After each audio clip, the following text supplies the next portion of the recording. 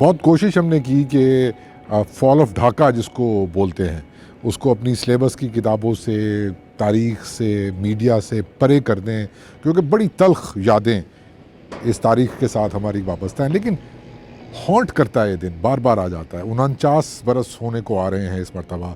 16 दिसंबर फिर आ गया हमें याद दिलाने के लिए कि हमने अपने बंगाली भाइयों के साथ बहुत बुरा सलूक किया था 71 में। बिल्कुल right, I agree with you. मैं इस बात से देखिए, तारीख को आप दबा नहीं सकते। ट्रूथ जो है ना वो सर चढ़ के बोलता है। लिहाजा बंगाल में जो कुछ भी हुआ है, मैं समझता हूँ कि मेरी अपनी ज़ाती राय ये है, अब जाकर ये 49 ईयर्स के बाद आप पाकिस्तान के मुख्तलिफ हलकों में जाएंगे तो ये जो आप बात कर रहे हैं कि हमने बड़ी ज़्यादती की है, ये एक कंसेंट अब आ रहा है इसके हवाले से कि yes we did something wrong, that acceptance is very much there, ठीक है ना। लेकिन तारीख का हिस्सा नहीं बनाया गया था उसको, इसीलिए आप देखेंगे कि बहुत ज़्यादा राइटिंग इसके ऊपर नहीं है, बहुत कम किताबें लिखी गई हैं, 100 भी नहीं होंगी किताबें लिखी गई हैं इसके ऊपर। इस चीज़ को समझने की ज़रूरत है। लिहाजा we wanted, if you close your eyes it does not close history. History is very much there. Bengal is very much there. Bengal is part. अब जो बंगाल है, it's a different बंगाल, जिसको हम बांग्लादेश कहते हैं। It is not, they don't call themselves Bengali, they call themselves Bangladeshi, ठीक है ना। और ये जो उनके आइडेंटिटी का जो क्राइसिस हमारा सारों का होता है, जिसको हम आइडेंटिटीज़ कहते हैं, इसका कोई मेगा आइडेंटिटी से लड़ाई नहीं थी।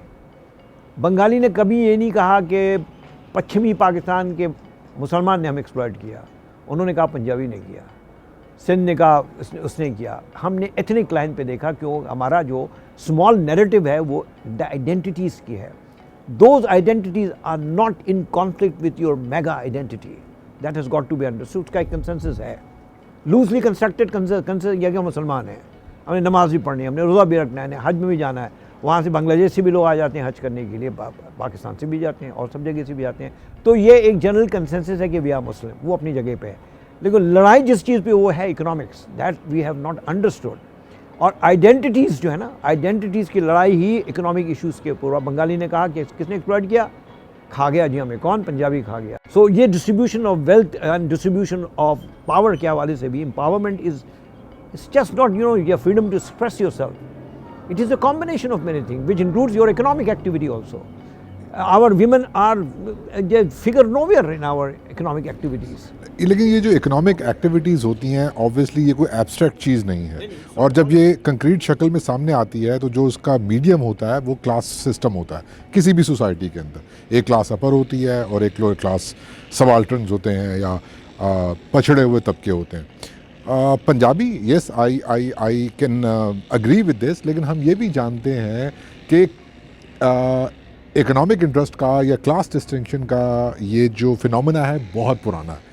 मुझे वो सर सैयद अहमद ख़ान का खुतबा याद है जो लखनऊ में इन्होंने दिया था, 1876 या 77 की शायद बात है, और टॉपिक था कि मुकाबले के यकसा इम्तहानात नहीं होने चाहिए, क्योंकि बंगाली जो है वो पढ़े लिखे, अंग्रेज़ी उनको आ गई है, पढ़े लिखे तो खैर उनको नहीं मानते थे, अंग्रेज़ी सीख गए हैं तो वो।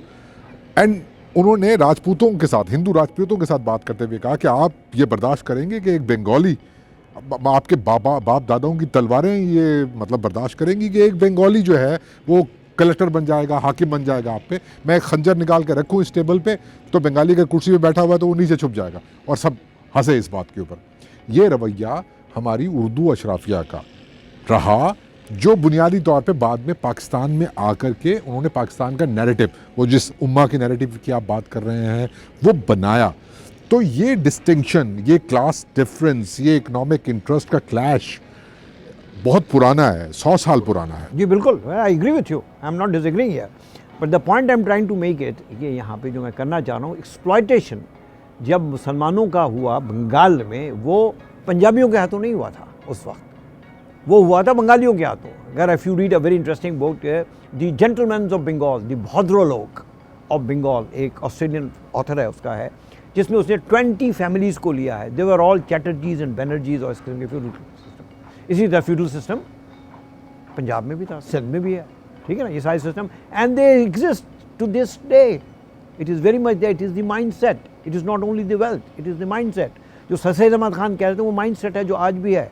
आज भी आप अपने आप को जट कहते हैं, आज भी आप अपने आप को राजपूत कहते हैं, you take pride in that, so there is nothing wrong with that, you know, taking pride. जो क्लैशेस उसकी नहीं हो रही हैं, क्लैशेस इकोनॉमिक इंटरेस्ट की हो रही हैं। अयूब खान के ज़माने में क्या हुआ? कथा कलामी की इजाज़त दे दें मुझे, आई एम सॉरी। नहीं बिल्कुल, प्लीज़ प्लीज़।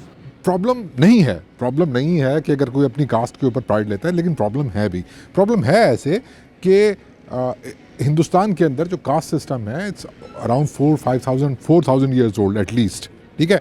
और वो जो उनकी मनुस्मृति है उसके अनुसार कोई 2800 ज़ातें हैं, और जो सबसे लोएस्ट हैं वो दलित कहलाती हैं, और वो दलित तो अपने दलित होने पे प्राइड नहीं ले सकता, ठीक है ना। तो जो मेनली सर सैयद का माइंडसेट था वो सिर्फ राजपूत और इस किस्म की कास्ट पे नहीं था, वो तो दलितों को जो कन्वर्टेड मुस्लिम्स थे, मुसलमान मानते ही नहीं थे। अपनी कई किताबों, कई खुतबों में उन्होंने कहा है कि ये मुस्लिम्स नहीं, ये कलमा गो हैं, वो मुसलमान है ही नहीं, वो कलमा गो हैं। और वो जो असबाब बगावत हिंद में उन्होंने ये लिखा कि हमारा अशराफिया का तो कोई कसूर ही नहीं था इस गदर के अंदर, ये चमारों के खून में बड़ी गर्मी आ गई थी, लोहारों के खून में बड़ी गर्मी आ गई, something like that. Very interesting. ये it is not the history of the subcontinent only. If you have ever got a chance to read cultural imperialism, तो गोरा भी यही कहता है। गोरा चमार हो या एलीट क्लास का हो या रॉयल्टी का, वो क्या कहता है कि we are very sorry, I will show you the book, very interesting book by cultural imperialism by Said. उसमें वो कहता है कि whether you like it or you don't like it, we are born to rule and we will rule. That mental, है ना। But ये mental attitude आया कैसे? ये राजपूत होने की वजह से नहीं आया या मुगल होने की वजह से। It is economic strength. Ayub created 22 families.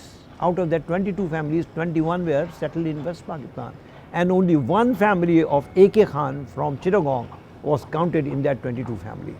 So economics contradiction जो है ना, प्राइड हर कोई अपनी जगह पे लेता है, ठीक है ना। हम जो देख रहे हैं ना, बड़ा नैरेटिव को देख रहे हैं, सर सईद अहमद खान वाली नैरेटिव को देख रहे हैं। हमने अपनी मिस्टेक से कुछ सीखा। मेरा जो एक सेंट्रल एसेंशियल पॉइंट है ना, वो जो हमारा एलिटिस्ट माइंडसेट है ना, जिसका जिक्र अभी आप कह रहे थे, सर सईद अहमद वाला mindset, that is still there. I think it is very much there, and that has created a lot of havoc in our country. Economic progress का मतलब हरगिज़ ये नहीं है कि आपका माइंडसेट चेंज हो गया है। नहीं, माइंडसेट चेंज नहीं हुआ, आपका माइंडसेट अब भी वही है जो था, ठीक है ना। ठीक है, बहुत सारे रिफॉर्म्स आए, भुट्टो साहब की भी रिफॉर्म आए, उसके बाद सब्सिक्वेंटली अयूब खान का भी एक था, सब्सिक्वेंटली और भी रिफॉर्म्स आए हैं। लेकिन वो जो फ्यूडल माइंडसेट जिसको आपको कहते हैं ना, या इम्पीरियल माइंडसेट, ठीक है ना, और that remains, and that has not given us enough space to re-examine our history. Historical commission एक बना दिया, बाद में उसको पता चला है कि जनाब बंगाल से तो कोई नहीं है उस कमीशन में, हालांकि लिटरेसी रेट बंगाल का ज़्यादा था।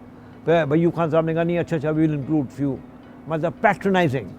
अब भी आपके पॉलिटिक्स कहते हैं टू पैट्रनाइज, आप पैट्रनाइज करते हैं या आप किसी के साथ अटैच हो जाते हैं, ठीक है ना, आप उसके क्लोज हो जाते हैं, then you become a hero. So you will find some space in the political arena.